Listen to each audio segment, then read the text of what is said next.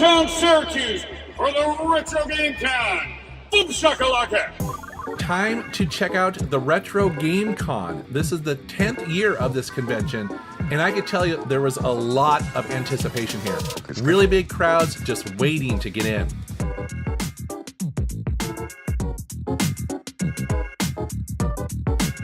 So we're here at Retro Game Con. It's one of the largest retro gaming conventions in the country, and I'm feeling like a kid again.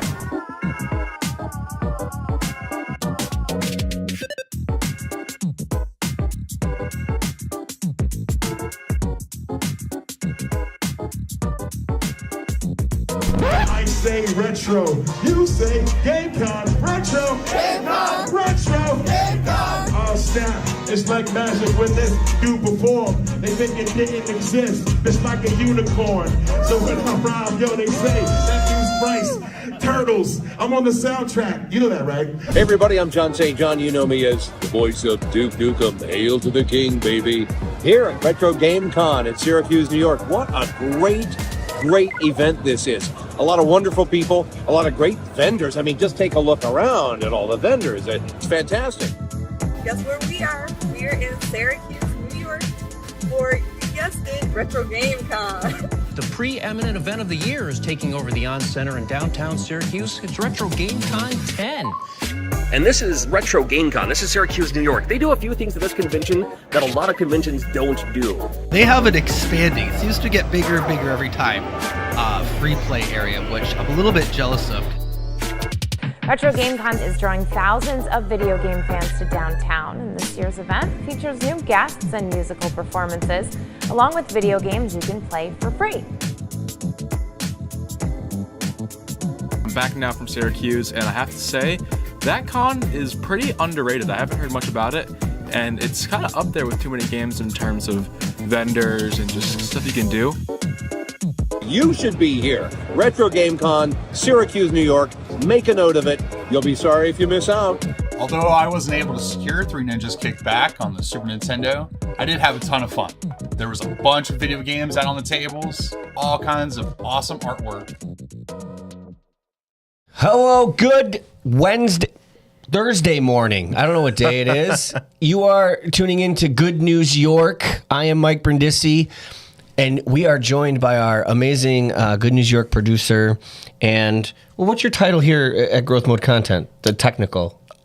Aren't you like the content? It's in my... we don't even know it's what in my is. email thing. It's director of creative services manager for Growth Mode Content. Why is Danny sitting here with us and not at his production spot? Because Matt is out today. He is out there changing the world, I'm sure. And we miss him. And we do miss him.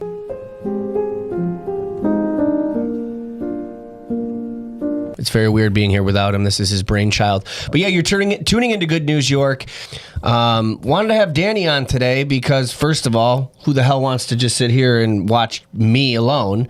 But Danny's got a lot of cool things to talk about. One being Retro Game Con, which you just saw as we were coming out of the intro there, a little trailer for Retro Game Con. That was right here in Syracuse, New York last year, and it's coming back again this year, October 10th, 11th, and 12th. And our man Danny Tripodi, did I say that right? Yes. Yeah. It's like Truman Capote. Danny Tripodi is one of the organizers of the event, and I am blown away. I'm a bit of a gaming nerd myself. Danny, talk about it. How did this start? What happened? Yeah, so I'm not really an organizer. You're giving me too much credit there. Fucking roll with it, man. I'm a volunteer. But that sounds way less cool. I get to do all the graphics and like help with the social media and stuff, so that's really cool. Anyways, I came into the picture around 2016. I was brought in by Pat Milliken, who's the director of Retro Game Con now, and I ran the Extra Life stage. We played video games with con-goers and raised money for our local upstate Golisano Children's Hospital. I do love that. Yeah, it was awesome. And it kind of grew into, hey, you guys know that I do graphics, right? And then I kind of became more useful, and it's been that way since. You know? And it looked so amazing. I mean, first of all, back to the name. I mean, Retro Game Con. First of all, if you're a gamer, it hooks you. The word retro is key, you know, especially for an 80s, 90s kid like myself. Yeah. And, you know, were you surprised at the turnout? Because you had a great turnout. Did you think it was going to turn out as well as it did? Or like, was it like a Woodstock thing where you're like, oh my God, I can't, you know what I mean? Well, you know, I think nostalgia is a big thing, like you said. Yeah. You know, a lot of people now are our age are getting that disposable income that they can spend on things, and like we saw during COVID, people were rebuying Wiis and stuff. Absolutely, the price of video games like jumped. Yeah, because people were at home and had nothing to do, and they wanted to play some of their old childhood video games. So, you know, it's kind of the perfect storm. It really is.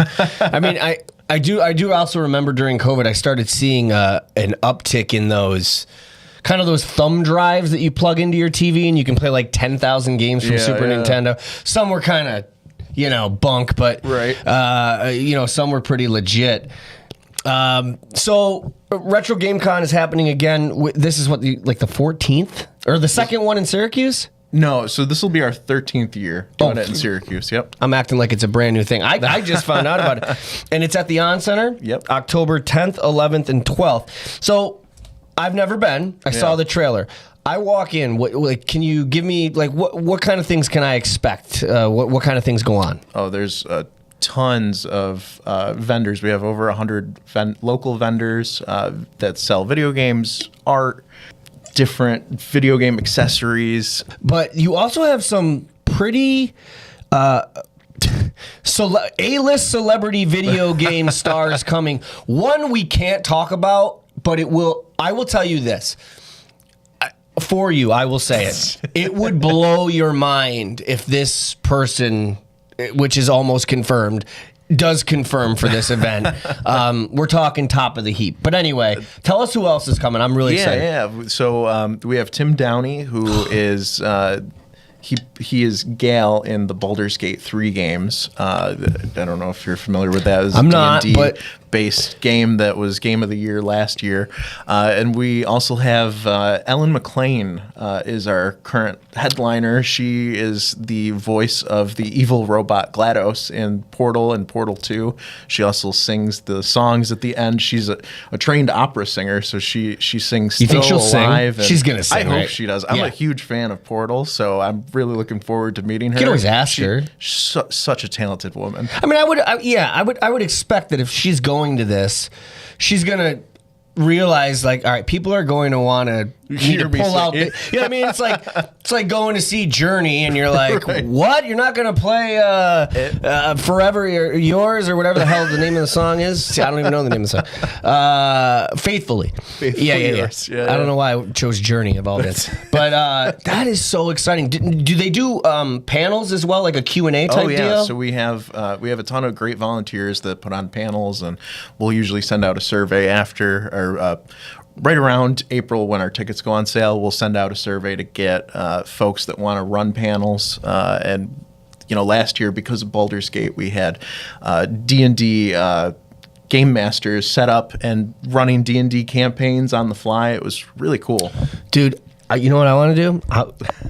I want to show up. And I just want to walk around the Nintendo section and just blow on all the games. And then blow into the... There was an old trick. Back in my day. So sometimes you would turn a game on, all right, on the Nintendo. So you'd have to slide it in and push it down, right? There was like a thing you would press. And sometimes the game would just flicker. And you're like, what the hell? And you'd hit reset and it would still flicker. Sometimes you would have to take another video game, slide it in the slot on top of it just to hold it down so it wouldn't flicker. These were the things we had to do that none of you little shits have to do now. Because you're like, oh, my Wi-Fi's out. How do I drink water? You know, like that's your only problem is losing Wi-Fi. We had to troubleshoot. We had to blow on these games. We had to... Yeah, I don't know. Did you have to deal with that? Yeah, you know, I did what you had to do, right? I've blown in a few cartridges, you know, before. But yeah, no, it's we try not to have guests do that at our no, you know that. Don't Let me.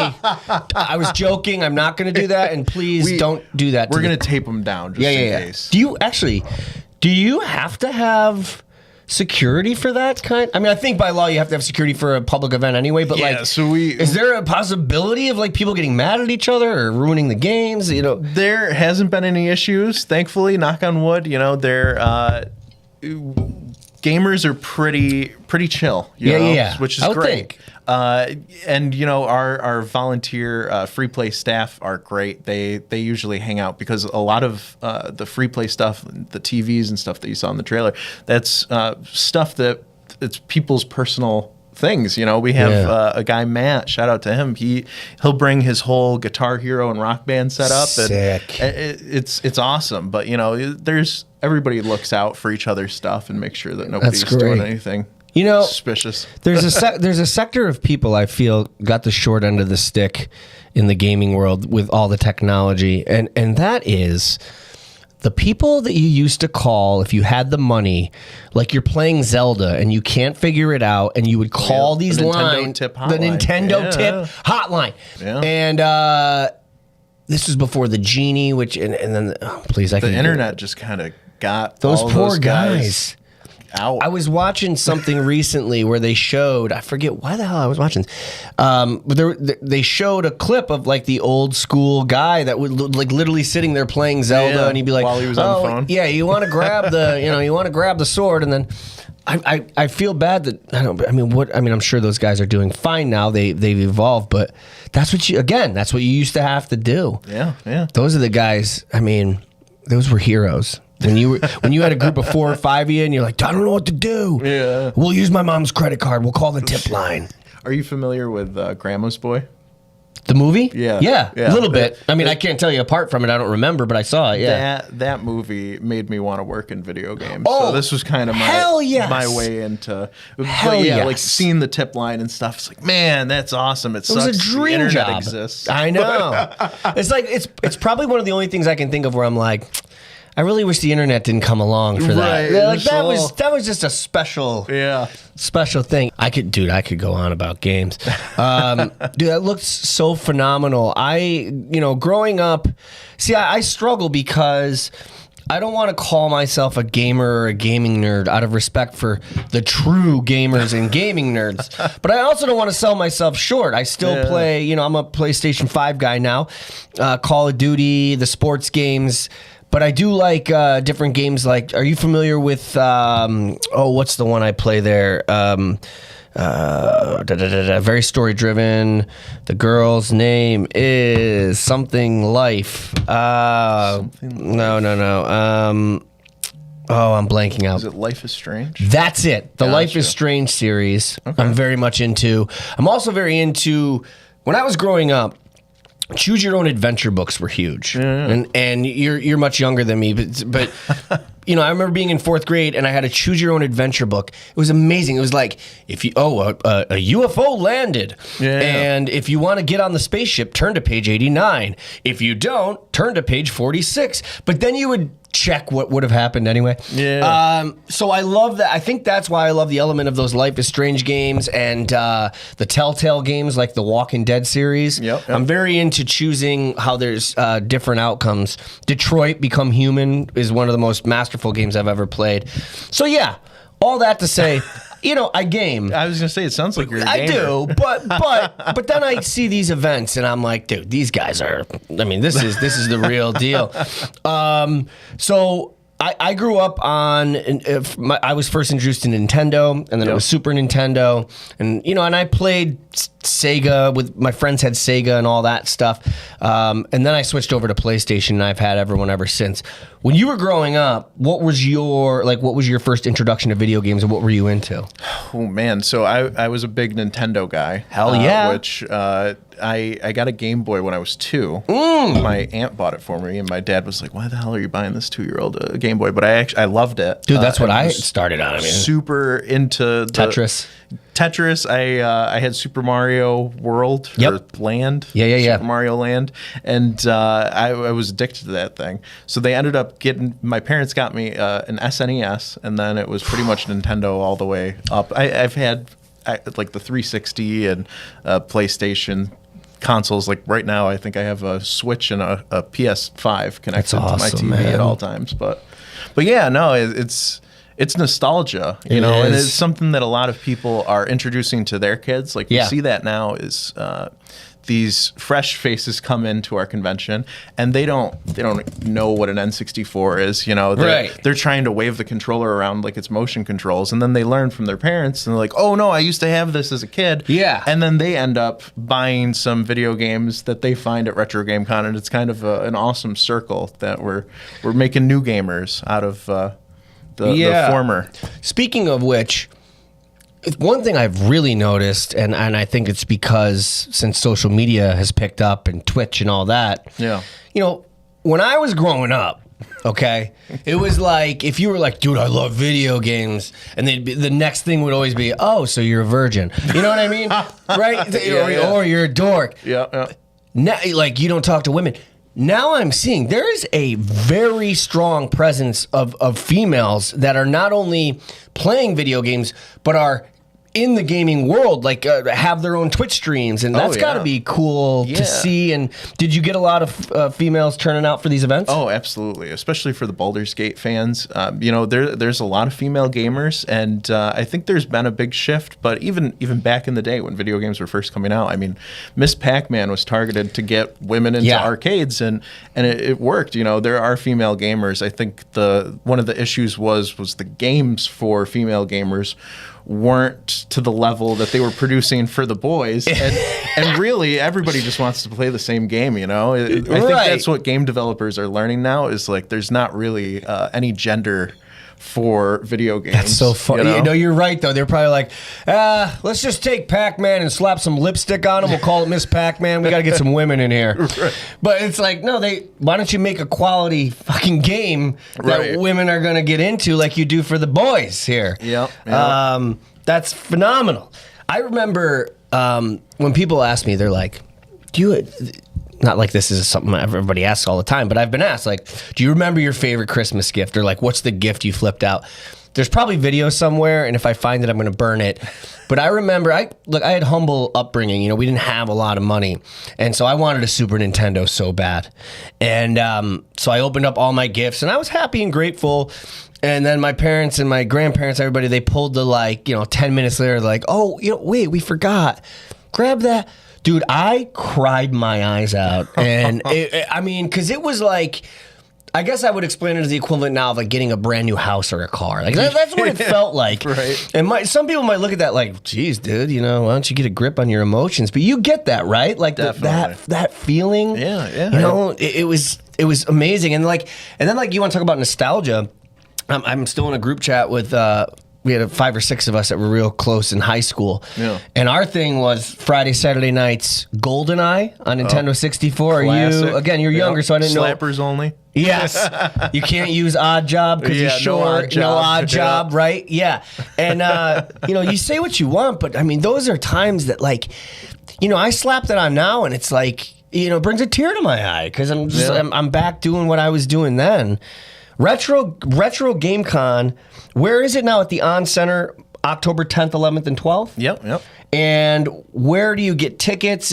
I'm assuming you can do a one-day pass. How does that all work out? So tickets will be available online at retrogamecon.com. They go on sale April 1st. We also have a smaller version of our show, Retro Game Con Spring Edition, that's going to be happening at Elite Gaming. That's May 17th. Okay. Year. So that's just a one-day show, half the size of our vendor hall, and we're going to be bringing in a few guests. We'll be announcing those soon. That you can catch those on our socials at Retro Game Con. That is so great. I am going to come this year. I'm going to be there. I have to. In fact, I think all of Good News, we should go anyway. Yeah. If nothing else, just to support you. Our amazing producer, Danny Tripodi, our director of creative services here at Growth Mode Content, where we take you or your business, give you a podcast monthly, and run or chop it up onto your social media, and make you a star maybe. And Danny helps me run the show there, and then obviously he produces Good News York, which you're watching. So Danny, that's awesome. Retro Game Con, October 10th, 11th, and 12th, right here in Syracuse at the On Center. We will be there, and hope you will too. We're going to take a really quick break. We'll be back on Good News York with some more shite to talk about. Where else would you rather be than right here, right now?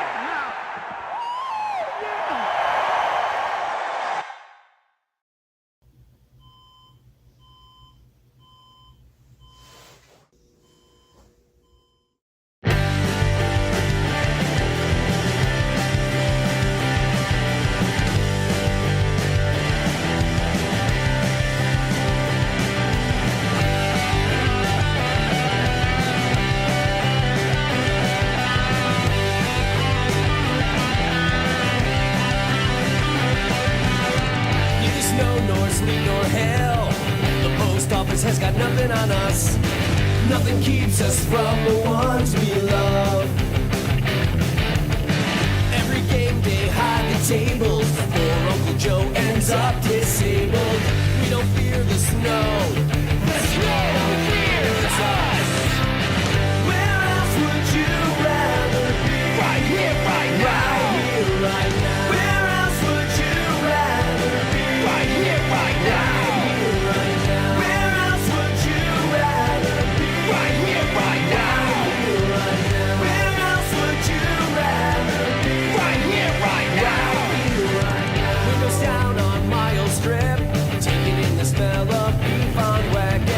Buffalo wings in the air. Cheese fuck rich.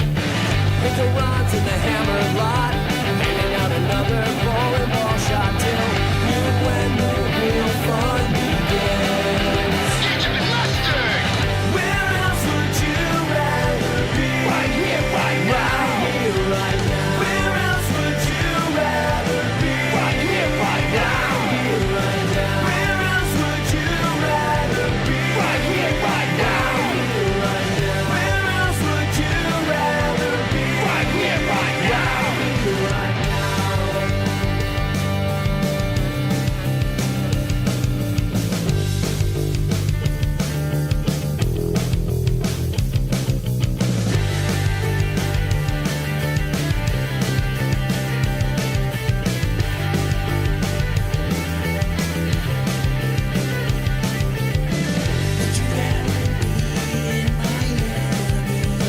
Hell no. Would you rather be in New Jersey? Hell no. Would you rather be in Foxborough? Hell no. Or are you happiest right here in the 716 singing Let's Go Buffalo? Where else would you rather be? Right here, right now. Right here with your family. Right here, right now. Where else would you rather be? Right here, right now. Mafia means family. Right here, right now. Where else would you rather be? Right here, right now. Right here with your family. Right here, right now. Where else would you rather be? Right here, right now. Mafia means family. Right here, right now.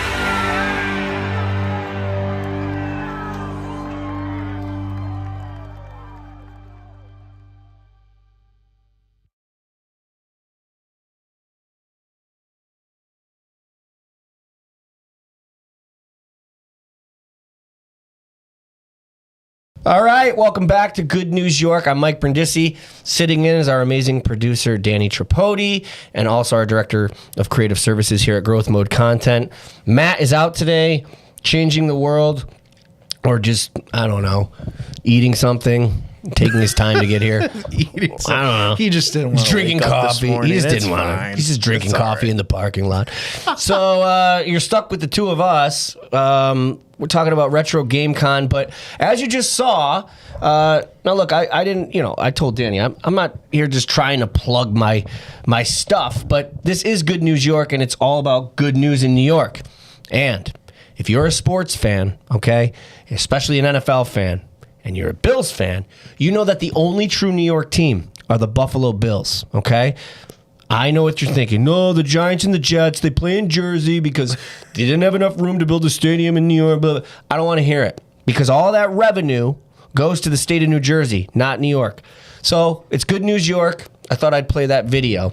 And that is a song that I wrote with Brian Parks. He was a coworker of mine before I was here. And he came to me one day and he goes, hey, man, I know you were in a band. And I was too. I know you're a huge Bills fan. You want to, I want to write some Bills songs, and you want to sing on it and help me write them. And at first, I'll be honest, I was like, I don't know, that's kind of weird.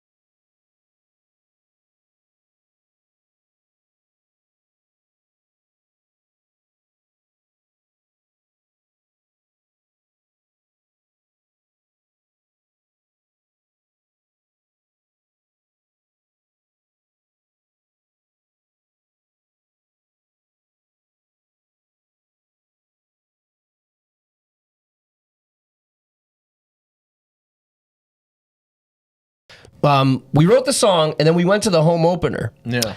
And we shot that video. I shot on my iPhone and then edited it. And it ended up becoming, because I know you and Matt aren't into sports, which is half the reason why I'm talking about sports right now, because Matt's not here. I could talk about sports all day. But what I loved about shooting that video, and I'll be honest, I didn't mean to, but it was for someone like you that's like, I don't really follow sports or football, but man, I really got a taste of what it's like a day in the life of going to a Bills game during the game. Oh yeah, yeah. I definitely am not a huge sports guy, but Nothing wrong with that. I'm a big fan of the Bills fans. I love the you Bills for that. Mafia. Yeah, We're crazy. I love, and that started from just compilations of people being thrown through tables. Yeah. But I really love the Bills fan spirit. Dude, we are you guys are insane. like the underdogs too. Dude, the underdogs. If you watch, we might be the most haunted franchise in sports. I think that's better. If you watch the Four Falls of Buffalo, which is a documentary about the four straight Super Bowls that we lost, which I was a kid and I cried after the first one, and then I slowly stopped caring. Hardened you. Yeah, it hardened me, and then I stopped being a Bills fan for like a decade because I was just angry. Yeah. And then I became a season ticket holder from 2007 to 2017, which if Bills fans are listening or watching, that is the absolute worst goddamn stretch to be a Bill. It was literally called the playoff drought, a 17-year drought. Was Josh Allen signed after? Dude, I love that you. I gave up my tickets in 2017, and he was drafted in 18. Oh, jeez. Or was he drafted in 17? No, he was drafted in 18. It's fine, though. I have a family, and it's harder. So I go up to 2 or 3 games now a year anyway. But there's a lot of footage of me over the years. I used to go to every game. We used to have like 10 or 15 of us that all had season tickets in the same section. And they were dirt cheap because they sucked. And literally, I paid $600 for an entire season. Wow. And I was 8 rows up from the end zone. That's it's insane. It's more now, but yeah. And so I before Alan it was miserable. Then he came along, and so yeah, we wrote the song, and again, it's out there. The K Gun is the name of the band, and it's called Where Else, Marv's Anthem. The way I look at it, Danny, is like, sure, if the Bills wanted to play it at the stadium someday, I would cry. That would be insane. But realistically, if a few Bills fans, if I ever run into someone and they're like, hey, I like that song a lot and I play it before every game, if one person does that, then it's a win. That's all we want. All right, well, I'll start doing that. And thank you. And we're working on a few other songs. We're working on one that's like, basically the chorus is like, it doesn't mean a thing to win the East unless you finally beat the Chiefs. A T-shirt's nice, but we want the trophy. We're tired of winning divisions. We want the trophy. Yeah. So we've got some more coming down the pipeline. But to respond to your Bills fan thing real quick. Yeah. I want to explain. That table thing that you see, that wasn't always a thing. So I remember specifically, as I said, I had season tickets for 10 years, right around, I don't know, I want to say like 10, 11, 12, 13, 2013. I remember going to the porta potties in our parking lot. We parked in the same spot. And there was a fence that separated the stadium parking lot from like this dirt private parking lot. And I saw these kids like jumping through tables. I'm like, what the fuck is going on over there? Fast forward a few weeks later and it's on ESPN and it's on social media like this is a thing. And I'm like, no, those are the young Bills. Like, that's not how we roll. Yeah. And so the way I explain that though is, you see, for me, I'm in my early 40s, right? So anyone my age and older was around for the Super Bowl years, and we just want to get back and finally get that trophy, right? Yeah. But for a lot of the young kids, all they knew is the playoff drought and how bad the Bills have sucked. Yeah. And this was before Allen when the tables started. So to them, it was like, hey, I went to a party and a football game happened. You know what I mean? Like, they were there to party and tailgate, and they started jumping through tables because they had nothing better to do. And because social media was on the rise at the time, it caught on. Yeah. But now everywhere I go, they're like, oh, so you jump through tables? I'm like, no, if my ass jumped through a goddamn table, I wouldn't be going to another Bills game unless I was sitting in the section with wheelchairs because I wouldn't get out. But yeah, anyway, I love my Bills more than anything. Go Bills. You better believe it. I do believe it. Maybe we'll get Jim Kelly on Good News York at some point. That'd be awesome. He's an amazing guy. You want to talk about a guy that represents just never giving up. I mean, the man lost 4 Super Bowls, gave it his all every year, but even off the field, he had and I know this is Good News York, but he had a son that passed away at a very young age from a very niche disease. And he still stayed positive, and then he gets mouth cancer like 2 or 3 times and beats it all 3 times. I mean, this dude, I don't know what I believe in, whether it's God, the universe, karma, but like, holy shit. Yeah. The guy just doesn't quit. So I would love to get him on here at some point, Jim, if you're listening, which he's not. But anyway, enough of my rambling about the Bills. Check it out. Where Else? Marv's Anthem by the K-Gun. I don't know. I think we've done enough today. I've done enough rambling. Sure. Sure. Yeah, let's go with that. Let's go with that. So thanks for tuning in to Good News York. We are streaming live, goodnewsyork.com, Monday through Thursday. I don't know, around 8 to 10 a.m. Look, it's the Wild West out there in social media now. We don't have like a set time. So thanks for tuning in. Check us out at goodnewsyork.com, and we will see you next week.